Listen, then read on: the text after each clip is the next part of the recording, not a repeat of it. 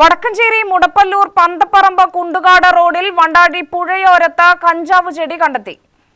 തൊഴിലുറപ്പ് തൊഴിലാളികളാണ് പണിക്കിടെ ചെടി കണ്ടത്. സംശയം തോന്നിയ ഇവർ ഗ്രാമപഞ്ചായത്ത് അംഗത്തെ അറിയിച്ചു. ഗ്രാമപഞ്ചായത്ത് അംഗം അറിയിച്ചതിനനുസരിച്ച് ആലത്തൂർ എക്സൈസ് ഉദ്യോഗസ്ഥർ സ്ഥലത്തെത്തി. എക്സൈസ് ഇൻസ്പെക്ടർ എം മുഹമ്മദിന്റെ നേതൃത്വത്തിൽ പരിശോധന നടത്തി കഞ്ചാവ് ചെടി തന്നെയെന്ന് സ്ഥിരീകരിച്ചു. 14 സെന്റിമീറ്റർ ഉയരമുണ്ട് കഞ്ചാവ് ചെടിക്ക്. തുടർ പരിശോധനയ്ക്കായി എക്സൈസ് അധികൃതർ ചെടി പിഴുതെടുത്തു. കോടതിയിൽ ഹാജരാക്കിയ ശേഷം ചെടി രാസപരിശോധനയ്ക്ക് അയക്കും.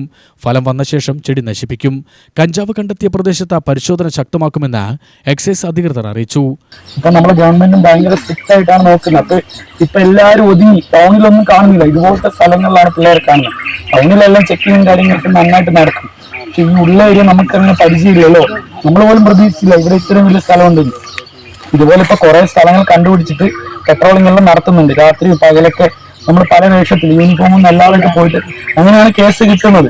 അപ്പോൾ നിങ്ങളിപ്പോ ഇതിപ്പോ പറഞ്ഞതുകൊണ്ട് ഞങ്ങൾക്ക് എന്തുണ്ടാക്കി ഈ സ്ഥലം ഒന്ന് മനസ്സിലാവാൻ പറ്റി. UTV news, Palakkad.